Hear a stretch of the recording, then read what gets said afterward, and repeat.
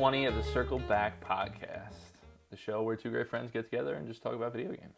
I'm Dan LaMarca, and as always, I'm joined by Dan Dufrenoy. Ciao, buongiorno. And Dan, let's kick it off like we always do, my friend. I want to hear what you've been playing. Okay, continuation from last week. Still playing some Bloodborne. Still loving it? I'm still loving it as much as, probably even more so than I did before. Didn't get that far. I'm really stuck at, I'm sure anybody that's played Bloodborne, I'm stuck at the Forbidden Forest, Forbidden Woods, or wherever it's called, where, you know, the guys' heads, you know, explode and they turn into snakes. And that boss fight, it's called the Shadow of Yharnam, but it's 3 different, like, entities, and they're all coming after you at the same time. One guy's got, like, a flame sword, and he's just, like, coming after you. Another guy's got a sword, and he's, like, super quick. And it's just very, very difficult, and I haven't beat it yet. So I'm kind of at an impasse.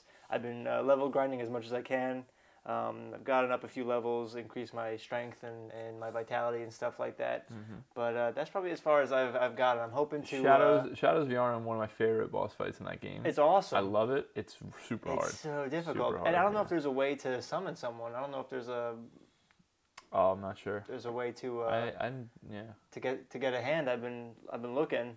But, like, I know for all the other bosses, like, I was able to summon Alfred for the Starved Beast and stuff like that.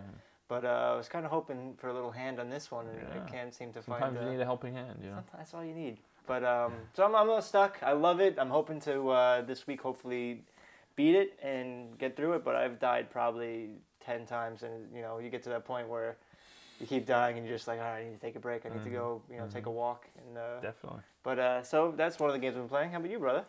So I'm also a continuation of last week. I'm still playing, you know, Kuni. Okay. I'm still loving it. It's an incredible game. I still have no qualms. I think the story gets better as you go on. It really has some interesting little twists and turns in it. Yeah. You know, that obviously I'm not going to talk about here, but yeah, I'm getting towards the end of that game, I think. Oh, no kidding. Yeah. Wow. How many hours you put into it?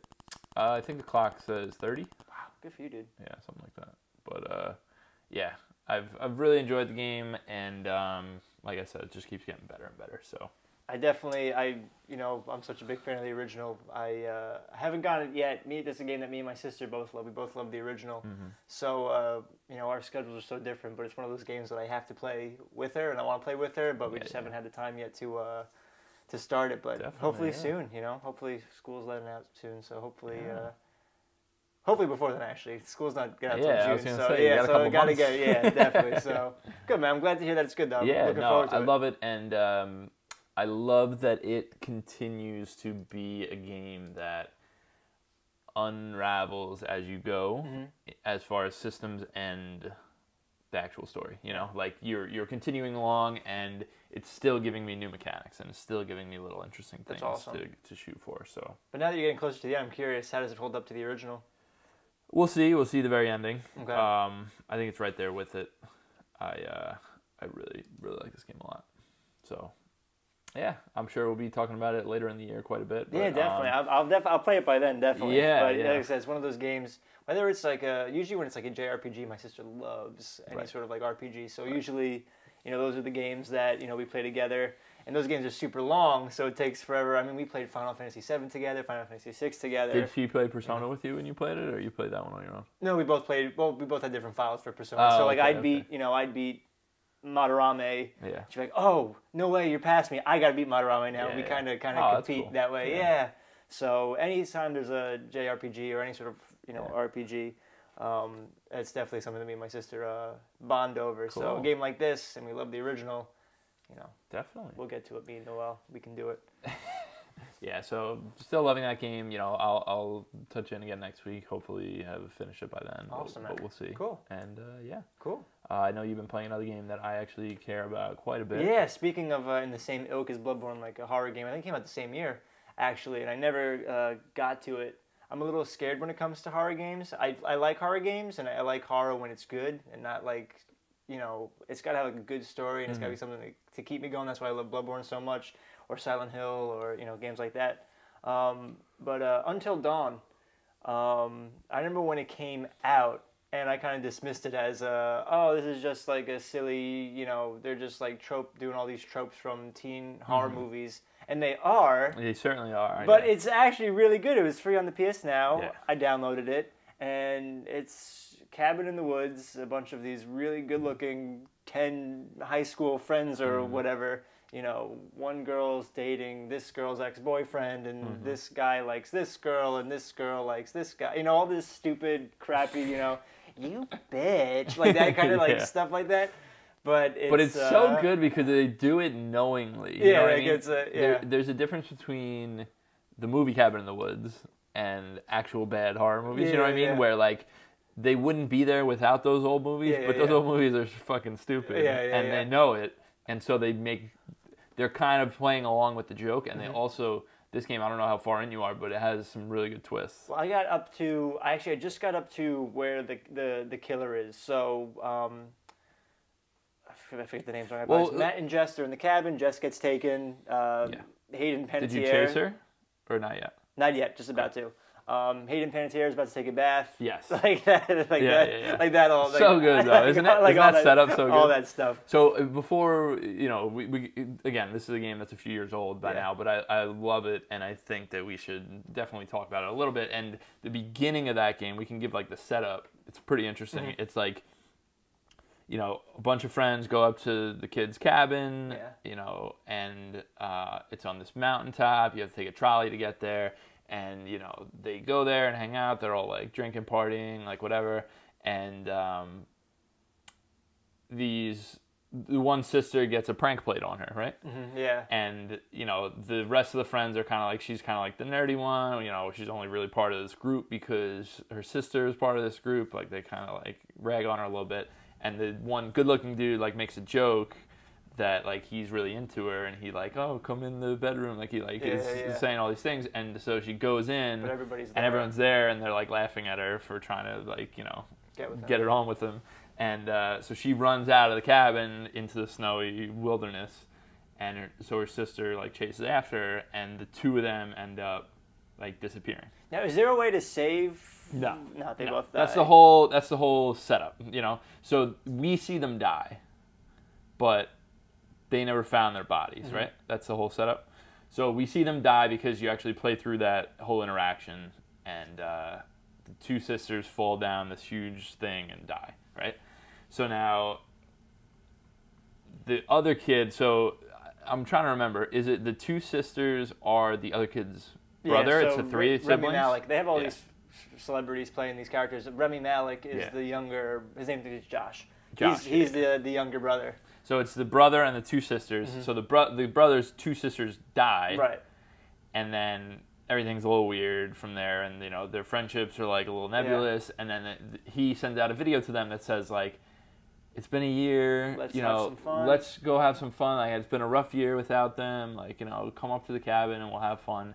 And so all of them come back. Right. And that's the setup for this. Right. And it's a really it's playing along the tropes, but it's knowing, and it goes along this line that's like, part of it is, okay, it's tropes, roll your eyes, and then so it's like somewhat serious and scary, and then somewhat silly and ridiculous, you know what I mean? And it does that perfectly. It goes back and forth between the two so good, so fucking well, and that's why the game is special to me. But also, and you'll see as you go, like certain twists that happen are like really interesting. But talk about like what I love already about it is like I can already tell it's a game that I'm going to replay a bunch of times because every action, it's a very quick action. If you're running or you're doing something, you only have 2 seconds to do you risk going down? Do you risk jumping over here? It's reckless, but it's quicker, or do you take the safe? Like things like that, and every action you have will have a consequence. Yeah. So what we didn't say at the beginning is this is very much a Quantic Dream style game. Exactly. Yeah. So they totally crib the choice, the decision making stuff of it, but they do it so much better than any of those games ever have. And even at the time when that came out, I was like, this is it done right. Right. Yeah. And it's like, because every choice so literally there are these 8 kids? I forget how many there are. 8, 10, whatever. There's a bunch. You can literally, every single one of them can die. Every single one of them can live, and anything in between. So it's like the decisions that you make and the paths you take with these people, because it's very QTE heavy. It'll be like, exactly like you said, run down this path or jump down this cliff, and it's like, if you jump down this cliff and you don't hit a button press right, the person might die. Yeah. And they're dead, they're out of the story, So it's like, does a lot of really cool stuff with that, and I just think it's a super special game, and it's a perfect game for people. I found this out because Diana, my fiance, she plays video games, but she doesn't have like the twitch reflexes. Like she doesn't have the good dexterity with the controller, so she can't play a lot of games. But this game is perfect because I would play it and she would just make all the choices, and it's like one of her favorite games ever. Awesome. Because it's like so cool to see like what choices, what happens, and my favorite character just got killed. It's like very much playing on those kind of things, and it's so Now, how many good. times did you go through it? Because I feel like it's a game that you can play over and over. And I played it twice and looked up a bunch of stuff pretty much. But and honestly, I'm just the type of person that wouldn't play. Like I don't really replay games. I would rather just see the permutations rather than time is your currency. Of course, so it's like, but I played it twice because the second time I played it with Diana. Okay, gotcha. And she loved it. Yeah. So. Well, I love even like you can like in the game you collect these like totems, and like in them you see like foreshadows like what could happen in the future, and that's a really cool mechanic. I haven't had anything happen yet, but like one of them, like one of the characters, like one of the videos, or one of the things you see in the totem is like she turns around and like she gets stabbed or whatever, and like I can only imagine there's going to come a choice where you're playing as that character and it's going to be like keep running or check behind you, and I feel like maybe that's how they kind of like lead you to be like, oh, if you check behind you, this is It's cool, and they definitely play around with that stuff in a sense where they sometimes might trick you with one of those, or they sometimes might help you. You know what I mean? Like those little vignettes, they're like literally 1 or 2 seconds of like black and white version of the gameplay. They kind of give you hints as to what's going on, but they can turn them on their heads a little bit. Well, it's also cool. I even love after every chapter you meet with a psychologist, and I had no idea that's the freaking guy from Fargo. Yeah. That's so cool. Anyway, he was also in Big Lebowski. Peter Stillman or something like that, or I don't remember. He was in Fargo and he was in Big Lebowski. Yeah. Anyway, I know who you're talking about. But I love those too. You meet with the psychologist, and like you gotta like he kind of goes through like your psyche. I don't know who you're playing as, but like he's like and you'll see that the layers, like like I said at the beginning, it's like it's actually a little creepy. Some of it's scary and some of it's really goofy, and very little bits of it are like okay, like roll your eye kind of stuff. But for the most part, it has that little bit of Scream DNA and a little bit of like actual, Texas Chainsaw Massacre. You know what I mean? Like it has the two different things, and usually it succeeds. I'm enjoying it definitely. I'm glad you're playing it. Honestly, it was a game that it was just like on a whim. I think we talked. I couldn't remember if when we talked about our favorite PlayStation games in that episode. I think you put it on. I know we brought it up, but I know it didn't make it obviously. But that's a super fucking good game. It really is. I really. And a game that I when it comes to horror games, I'm pretty picky. If it's it's gotta have some pretty well written articles or friends' opinions on it. No, it's definitely up there, and I'm glad you're enjoying it. Yeah, man, definitely. And I'm telling you, that's a game where there's a hard twist that you'll know, and from then on, it just gets really interesting. Awesome. Yeah. Cool. Well, now I'm excited. Yeah, I'm excited. I'm excited to hear the rest. Yeah, definitely. In the future about that game, but I definitely want to talk about A Way Out. Yes, I need to know. So A Way Out, I talked about last week. It's a game by Joseph Fares, the guy that made Brothers. It's Hazelight Studios, I think they're called. And I talked last week about how it's kind of like disparate parts. Like there's some things that I love about it. There's some things that are just god awful, right? So I finished it. Okay. And the thing that I will say is the final like quarter of that game is very good, very, very good. But it still has the bullshit that I don't like. And the thing I will say is I'd rather a game that fails in some things that it does and tries to do a bunch of really new and interesting things like this game does than one that just plays it safe across the board, So I would recommend this game for sure. Yeah. And I actually came out liking it more than I thought I did. I'm not going to say it's one of the best games ever because I can't talk that highly of it without discussing how terrible the voice acting and writing is. And that stays throughout. But some of the things it does near the end, there's a certain sequence, and I'm not going to spoil it, but there's a sequence where the camera work is so interesting and totally something I've never seen in a game before, where it's, the one player gets full screen and you're just like if you're the other guy, you're just watching him, fight and run through these different doors. Like it's very cinematic, like Uncharted-like. Okay. Where you're running through, and then the camera will like pan down a vent and inside, and then it's the other guy. He gets full screen, and then it'll go up like the stairs. Like it's very like that. I think I mentioned it last week too, but like that one episode of True Detective, with like the gunfight when the camera is just like it's Heat. Heat the movie. It's like the camera just is like a continuous pan, and it's like getting all this different action. It's just moving around, and it's super well done. Like it was incredible. Like I really, really liked it. And to have moments like that where you're totally in on it and you're like, this is fucking really cool, it makes it worth it. Now, the final product, I'm happy that we don't have to like give a number score to these games because I think it would be pretty low for me. Really? Okay. Because it's not a good product in and of itself, but it has so many good ideas that I can like it anyway. You know what I mean? Like there's a difference between saying I really like this game and because it does so many cool things, and saying this is a great game. So for me, A Way Out, I really ended up liking it a lot. The ending sequence is particularly really cool, but I don't think it's a great game. Okay.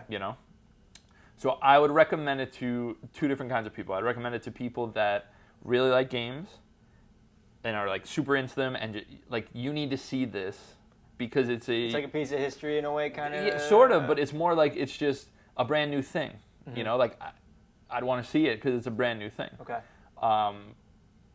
And the other people are people that are into games just for a cool story, an interesting story, because the actual A to B plot is not good, and the writing is not good, and the voice acting is not good, but by the end of the game, you do have an emotional investment in these characters, even if they're not well written or well acted. Okay. You still have that, because they go through different events together, and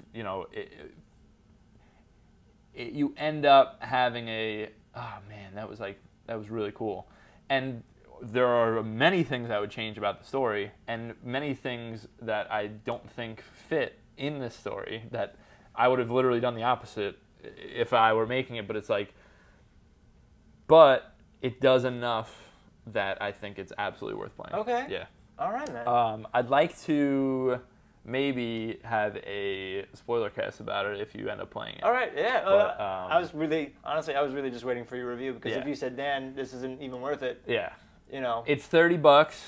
If it was any more, I would say I wouldn't buy it. I'd wait until it's on sale or something. But I think $30 is fair. It took about 6 to 8 hours, something like that.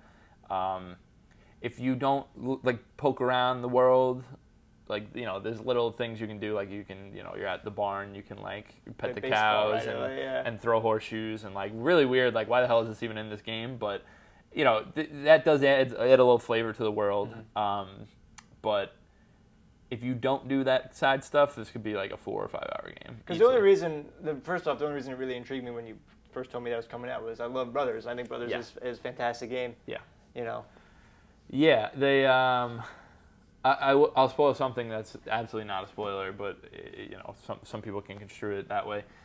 There's a sequence that's super weird. It's like an Easter egg kind of thing where the two guys sit on a rock and look out, because in Brothers you sit on the benches. Oh right, yeah. And you look out on these beautiful vistas.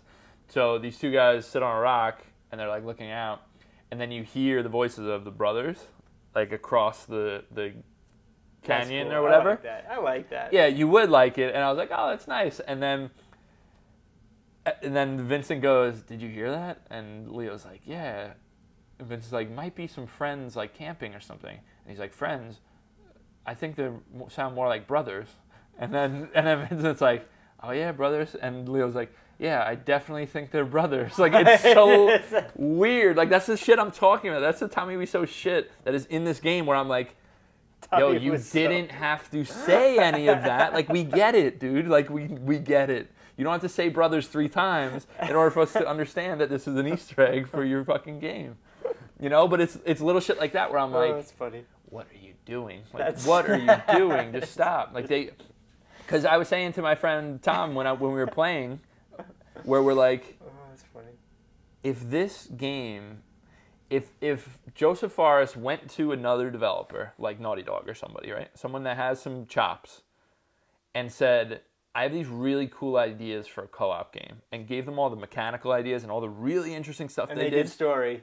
It could be the best game, yeah. But that's what I'm saying. It's like, this guy like actually has some really good ideas, but he's a terrible writer and doesn't understand how human beings interact. You know what I mean? But it's like, it frustrates the shit out of me because I'm like, funny. It's like Tommy Wiseau. It's like, but it really feels that way sometimes, and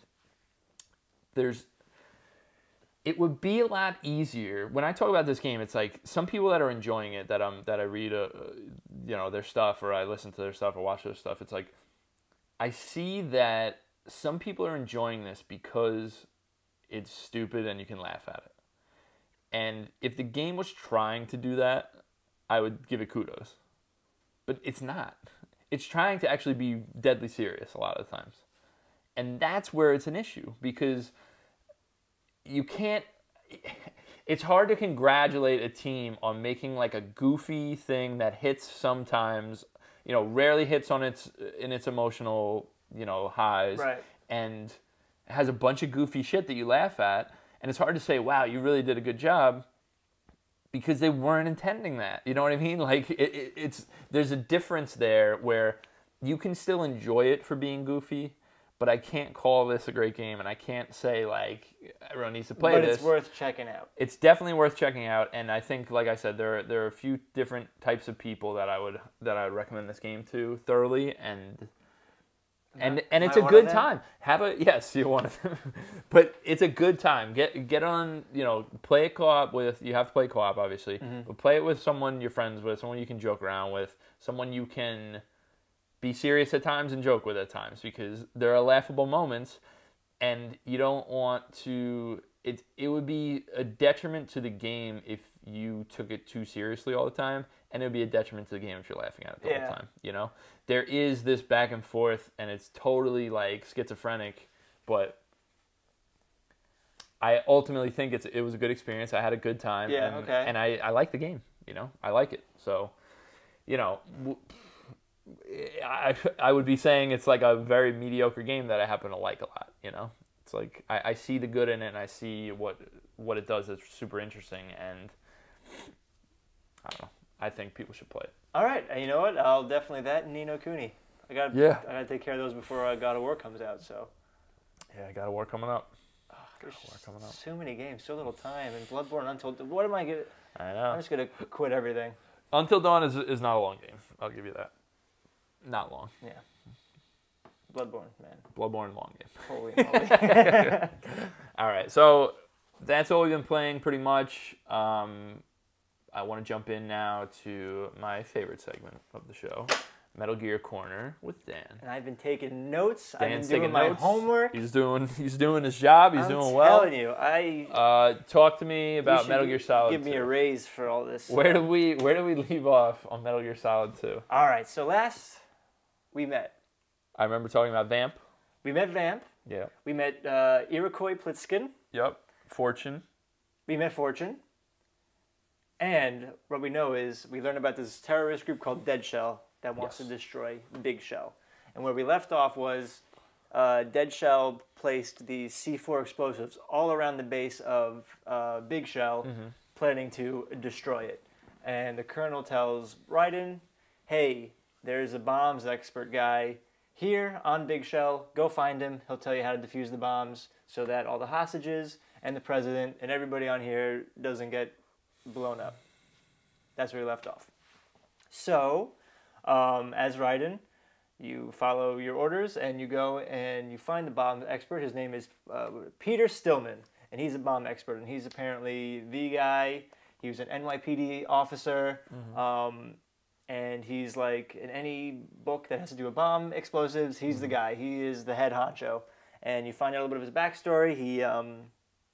His leg was amputated because he was in an explosion. There was a church bombing, and while he was defusing the bomb, the church blew up. It killed a bunch of children, and he lost his leg in the process, and he's not really able to walk, and he retired after that. He retired a hero, you know, accolades, everything, but he was called back in order to stop Dead Shell. So you go, you find Peter Stillman, and, you know, you meet with him, and he tells you what's going on, and you learn about another member of Dead Shell, and this guy's name is Fat Man.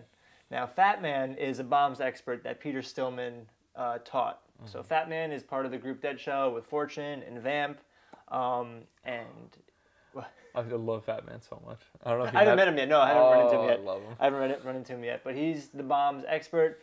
Peter Stillman taught him everything he knew. He was his protege, and everything that Fat Man learned, he learned from Peter, who was the best. And Peter goes, listen, I know this guy inside and out. We have to stop him. I know how to stop him because I know how his mind works. So Iroquois Pliskin walks in. Raiden's there. They're all talking about Fat Man and the history of them. And he just says, all right, there's 6 C4s on each strut or whatever. Raiden, you go take care of 6. Pliskin, you go take care of 6. And that's how we're going to disarm them. We're going to freeze these bombs. Here's a scented... Oh, apparently Fat Man, his MO is he puts like scent in his bombs or something like that. So Peter Stillman gives you like this odor detector, and that's how you go and find the bombs around. Anyway. So good. So we learned about Fat Man, and we got to go disarm these bombs. That's what we got to do, because if we don't, the whole place is going to blow up. Again, more into Pliskin's backstory. When he leaves, he goes Semper Fi, and Peter Stillman goes, wait a second. That's not SEAL. That's not a Navy SEAL. That's not a British. That's not a Royal Air Force. He's like, he must be Marine Corps. And Ryan's like, no way. He's part of SEAL 10. There's no way. So I don't know. I've been thinking about this. I think Kojima's the kind of person that can make you believe that, oh, duh, that's Solid Snake, and then you're just like, oh, he's actually not at all. I feel like he's the kind of person to do that. Or he could actually be Solid Snake, which is what I'm leaning to believe. Anyway, so then what you do is you split up with Raiden. Raiden and Pliskin go their own ways, and you got to go dispose of this. There's 6. And that kind of took most of the chunk of the playtime. They're hidden all different areas. You got to bypass the guards. And some of them in really, really weird locations. One took me like an hour just to figure out. There's one room where it was like all pipes, and you got to like crawl under certain pipes, and you got to like leap over stuff just to dismantle these bombs. Anyway, so on your way to dismantling these bombs, you run into Olga.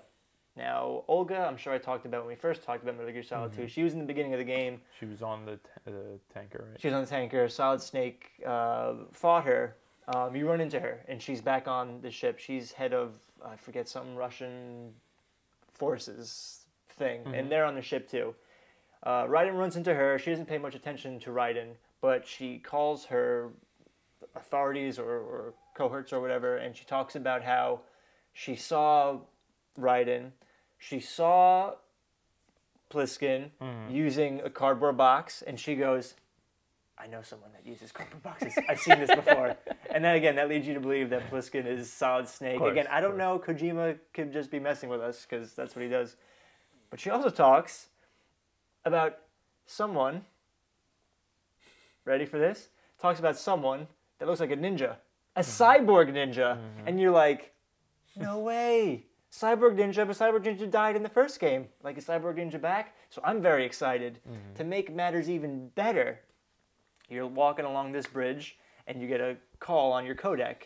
and on the codec it goes. It's like a blurry screen, and the codec goes, call me Deep Throat. And he goes, Deep Throat? That sounds like someone that was on Shadow Moses Island. And he goes, call me Mr. X. And you're just like, wait a second, Deep Throat. Deep Throat, that was Cyborg Ninja's name when he was contacting Solid Snake in the first game. And he says the same thing, I'm a fan of yours. So I think Cyborg Ninja's back, and I'm very, very excited if Cyborg Ninja is back, because I think I've decided Cyborg Ninja's my favorite character. He's a good dude. I'm very, very excited. So... Is his name Frank Yeager, or is that someone else? Oh, he's great. Yeah, but what Gray Fox's name? I don't remember. Oh, I don't remember either. I'm gonna look it up. You can tell. Anyway, so again, you go and you try to dismantle these C4. There's 6 of them, and every time you dismantle one, Peter Stillman calls you on your codec and says, "Wow, that's really weird. That Fat Man would have put, the bomb here. Like that doesn't make any sense. He put one in the woman's bathroom. He put one in a storage facility, and every time you dismantle one." And you call Peter Stillman, he goes like, why would Fat Man have planted a bomb here? This doesn't make any sense. And in the meantime, Rose, your girlfriend, keeps calling you, and she keeps talking about like your first date and like random nonsense. Like she called up one time, and you're in the middle of dismantling a bomb, and she goes, remember our first date? I was by the Empire State Building, and I was looking for where King Kong showed up in that movie. and then Raiden's like, yeah. And I was like, there's a bridge museum. Or like there's a Empire State Building museum all about the bridges and skyscrapers of New York, and I was going to take you there, so I took you there, but it was closed. And that was our first date, and you're just like, there's no point to so weird, any of this stuff with Jack and Rose. Oh my God. So anyway, Jack and Rose are rekindling their romance while he's diffusing bombs. Anyway, so you get to the last bomb, right? And again, you go, this is really weird. Why would Fat Man plant these bombs here? This wouldn't destroy the structure. This doesn't make any sense. And then Peter Stillman has a breakdown. And you find out about his backstory. You find out that he actually lied about his leg. He actually was in the middle of dismantling a bomb at the church, but he got scared, and he ran away and caused the death of all those kids, yeah. And he feels really guilty about that, and his way of coping with that was he wanted to look like the victim so that no one would, think ill of him or think that, he sucked or anything. So he pretended to get hurt, but, him, Pliskin, and Raiden all have like a really good bonding moment where they're like, hey, we all make mistakes, we need to, real bro moment. We need to let it go, and we need to just focus on our task at hand, like everything's going to be okay. So after that, you freeze the last of the C4s, right? And then he goes, okay, so you got all the odor bombs. Now you got to take care of all the odorless bombs. And you're like, damn it, I got to go do some more, like this is crap. So you got to run back, and you got to go pick up a device that beeps every time you get close to a bomb. So you got to go do that and dismantle all of those bombs. So there was one like by a submarine. I went and dismantled it.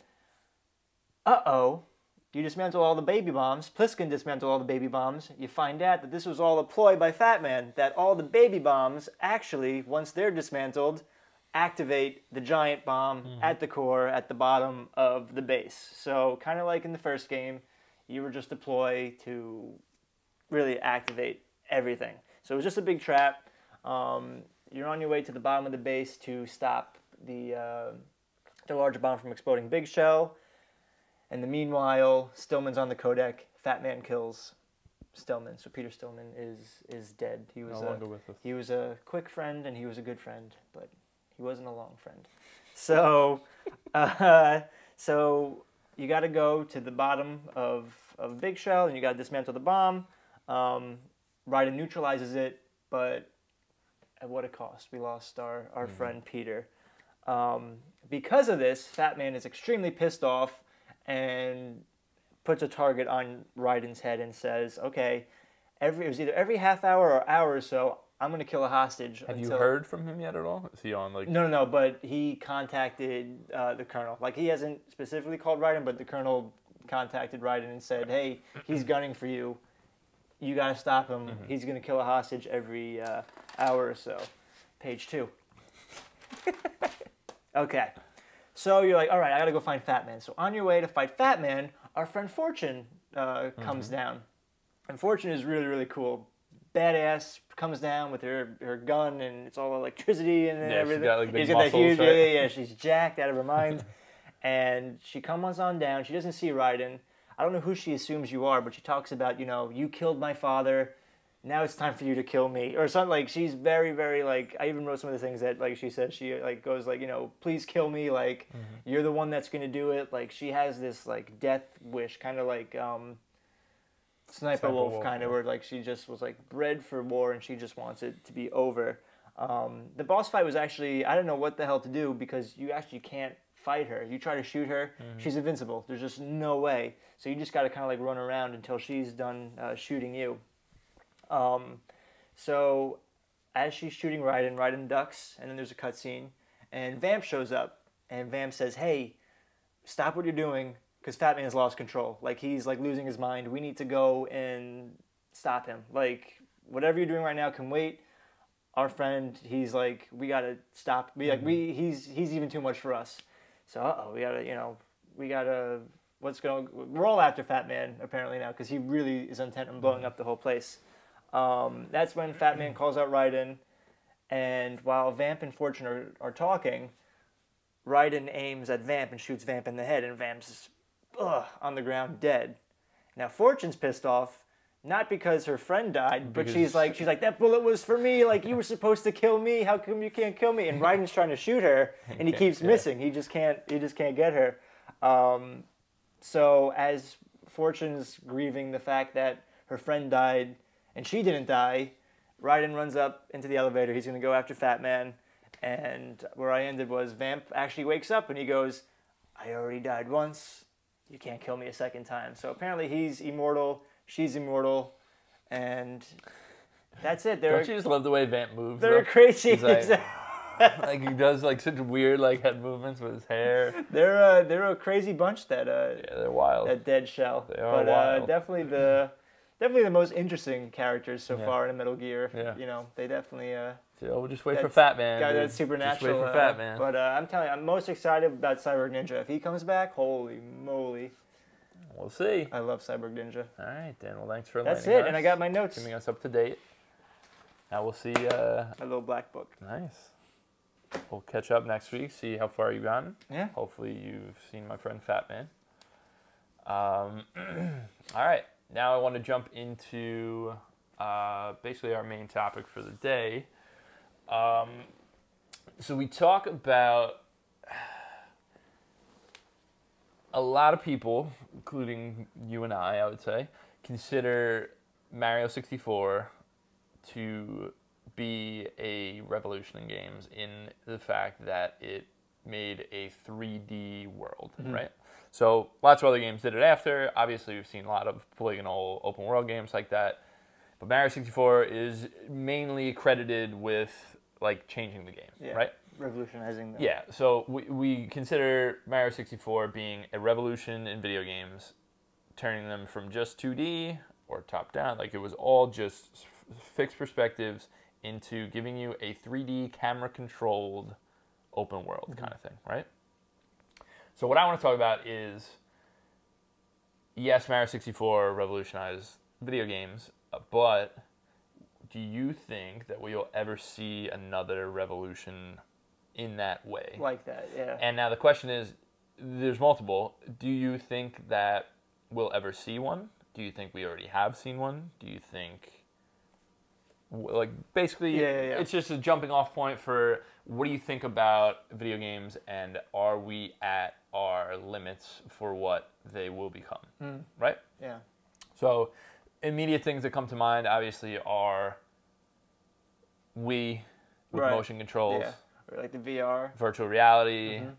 You know, these are all different ways of looking at games, but do we consider them, when we look at it, as a similar type of revolution for video games? Yeah. Right? So Nintendo famously actually called the Wii the Nintendo Revolution before it came out. That was their code name for it. I personally don't feel that it was, and I think time only told that fact. Yeah. Because, when it came out, it was a phenomenon. Everyone had a Wii. Everyone was playing Wii Sports. Everyone was going around their house doing this, and you know, you got everybody into it. You got your grandparents were playing Wii Sports. Like everybody was playing the Wii, right? But as time goes on, the instances and popularity of motion controls have gone consistently downhill, right? They've been recently they have had a recent resurgence with VR because VR needs motion controls for what they're trying to do right now. So would it be fair to say Wii and motion controls like the Kinect and stuff like that are not of the same ilk of Mario 64? Well, that's so funny you say that because it's true. I mean, when the Kinect came out, got the Kinect. I know when the VR came out, you got it, and that was awesome, right? We had a lot of fun with that. But I feel like as cool as these things are, like you said, over time, they kind of just, you know, if I have to plug my Wii in to go play a game, I'm just like, no, I don't want to, you know, it doesn't... Right. I would also say VR is a little too nascent to write off as of yet. I don't think, if we're looking at it from an objective perspective, I don't think it's going to be that revolution. But it's a little too early to say. It is too early to say? Wii came out in, what, 2006? Yeah, something around there. Mario Galaxy was 2007. So it's been 10, 12 years. Yeah. I think we would know by now if that was truly a gaming revolution, you know? Like, yes, everyone copied it, but is that really what we're talking about? Yeah. I mean, even just think, like, even, I know, like you said, with the VR, it's too early to say, but really, other than Resident Evil 7, you know, a lot of developers aren't making these games for the VR. Nobody's utilizing the way that everybody utilized what Mario 64 did. Yes. You know? The thing that I would say about that is it doesn't take the immediate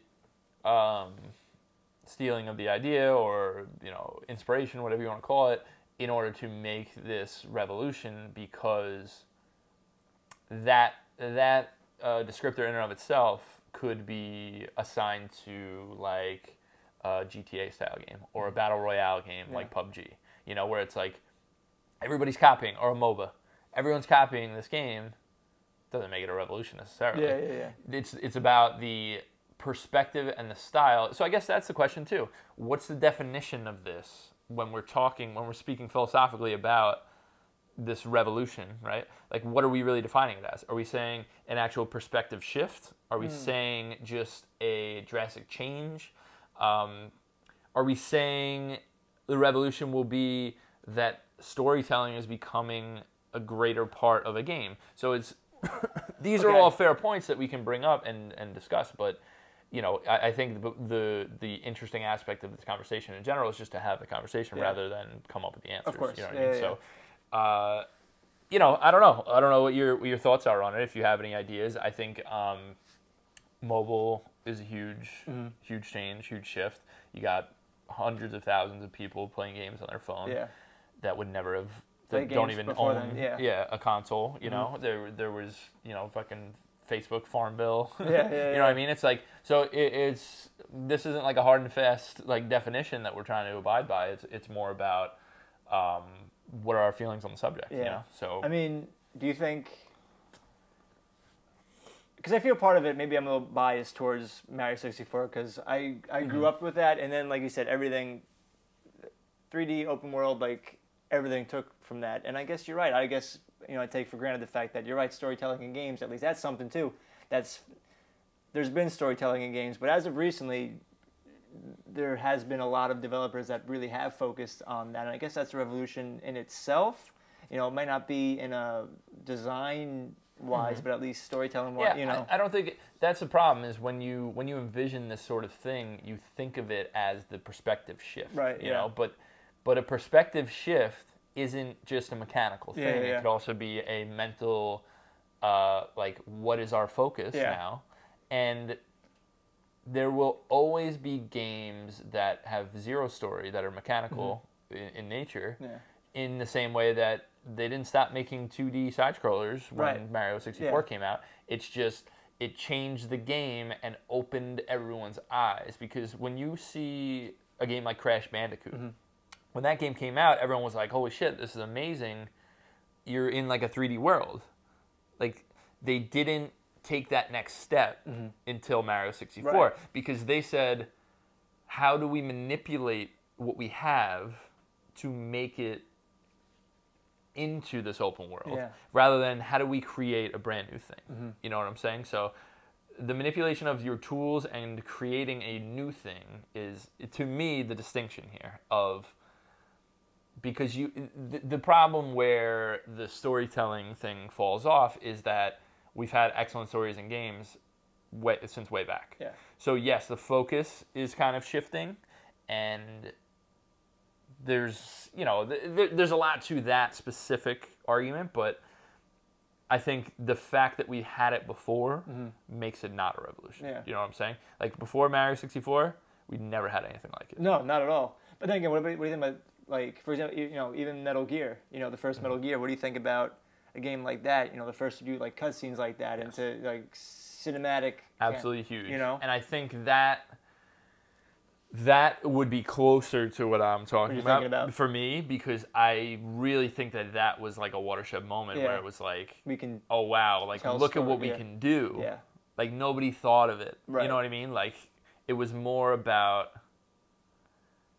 the actual mechanics, and then that brought in like, wow, we can look at this totally differently. And now you look at a game like A Way Out, like I was saying, with the camera and the direction of it, and it's like, that is on the building blocks of something like Metal Gear, where Kojima was just obsessed with action movies, and he's like, I want to make an action movie into a video game. Yeah. And if you ever played Metal Gear, not Metal Gear Solid, if you ever played Metal Gear 1 and 2 for the MSX and the NES, they're different games, but the MSX ones specifically are like the ones with the story and stuff. They have like the trappings of a Metal Gear Solid game, but you could not make a cutscene. Like he could not physically make it. So, but you saw in that work the twists and the I'm really this guy, not that guy, and that was something that nobody had seen before. Right. So like he's been doing that for a long time, and he's been messing around with the mechanics as well, where it's like you need this stupid thing, like kind of subverting your expectations. He's been doing that for a long time, but it wasn't until the PlayStation 1 when he was able to actually get cutscenes out of it, which was his ultimate goal, obviously, because he continued on with that for a long time. So I think cutscenes and the cinematography in games is a huge thing, but when we look back, the reason he was even able to do that is the camera control of a Mario 64. Yeah, because he got that in 64, you had the actual physical Lakitu holding a camera, but that wasn't only a gameplay thing where you can use the stick to turn the camera. It was also a physical object that actually showed what you were seeing. So a lot of early developers used a camera like that, much like we do when we're like creating a level in a game, to actually like move to this side to show a cutscene and like actually move the camera around like it was a real camera, because they had their eyes open. They're like, we have a camera now. Use it like a filmmaker would use a camera, rather than just splicing in, because you've seen in Super Nintendo games and other, older games even, you see the like cutscenes where it's just screen to screen to screen to screen. You know what I mean? Where it's like Ninja Gaiden is a perfect example, where it's like they have cutscenes, but it's not cinematography in the same way that a Metal Gear is.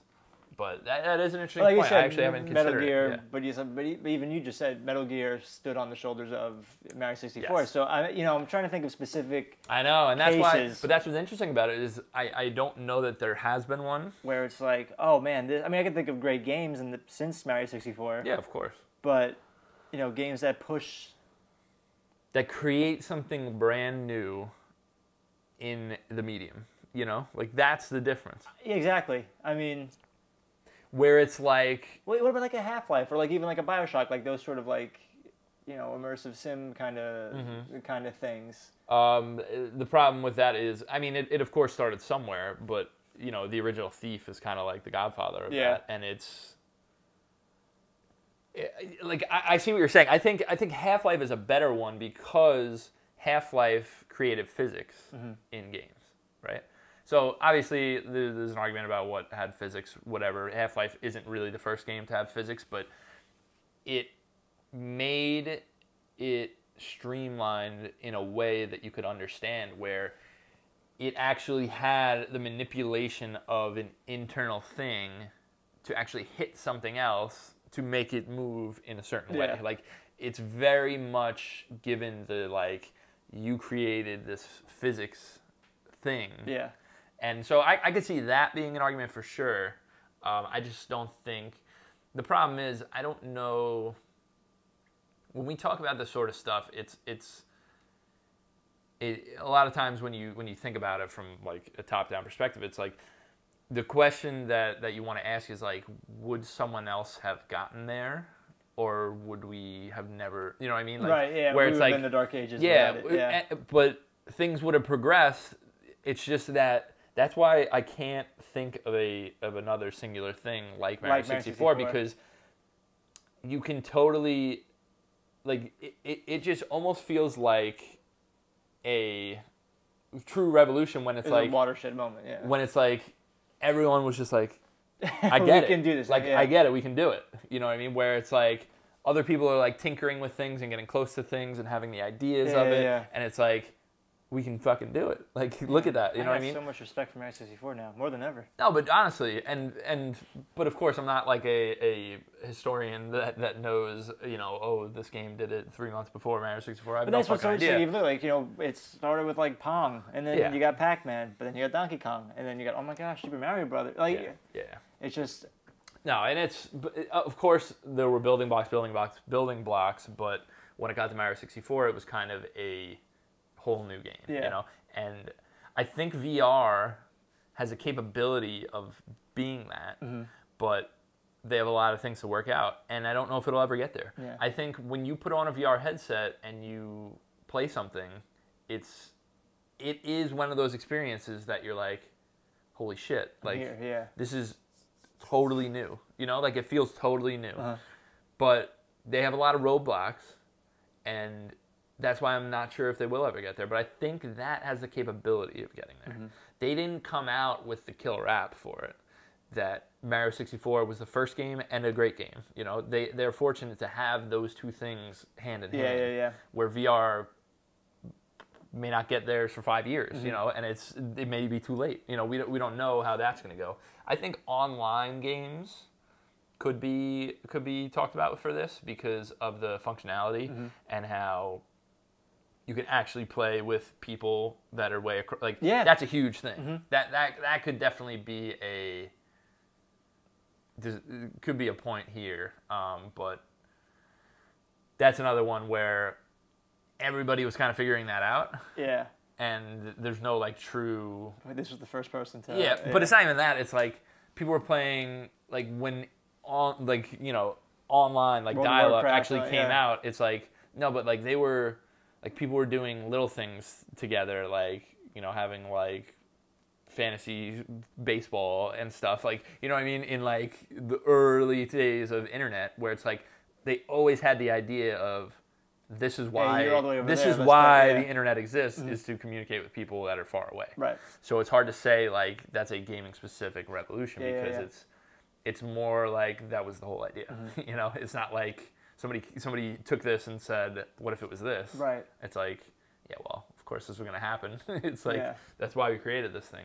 I don't know, one day, you remember that Ray Bradbury story where, like, they had, like, the room, and it was, like, the jungle, and you go into the room, and the animals, like, were real? Oh, yeah, yeah. Like, one day it's going to be like that, where, like, you walk into a room, and you're in Mushroom Kingdom. Or you're in Hyrule. Yeah. It'd be friggin' dope. I'm very interested in AR.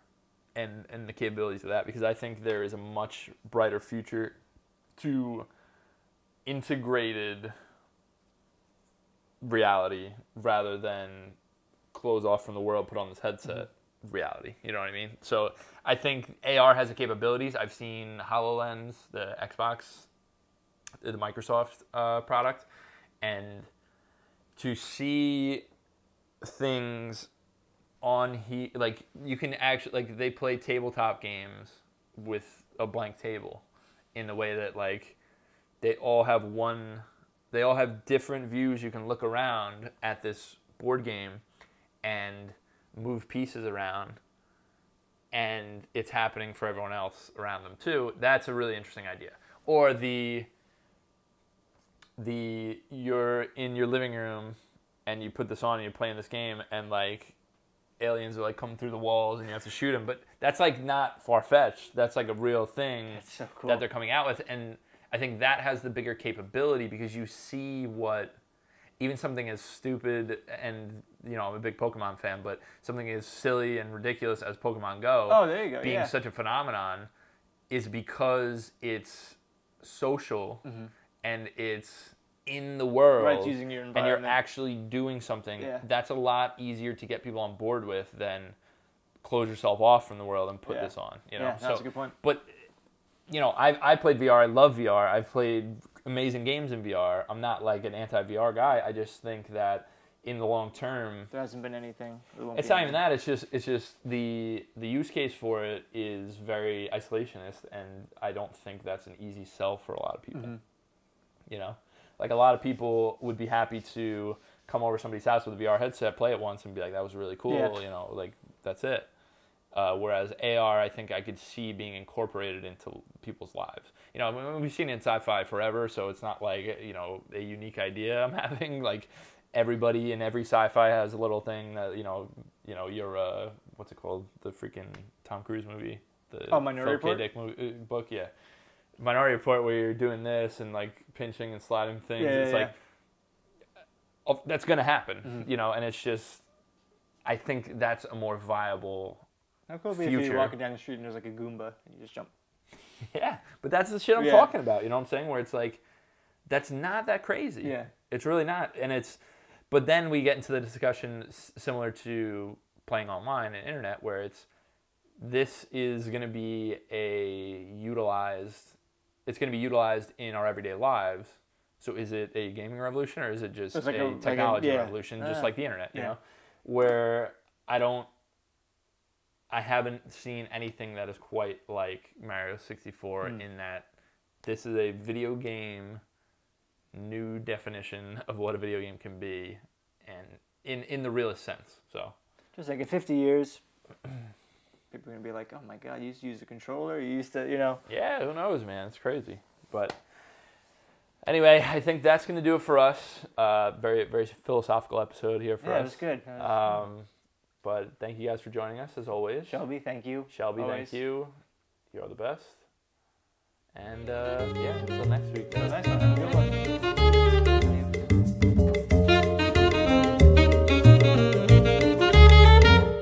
What's up, guys? It's Dan from Circle Back. I'm just here to let you know you can find everything that we do at circlebackgaming.com. If you just want the podcast, we're on iTunes. If you just want the video, we're on YouTube. So catch us either place.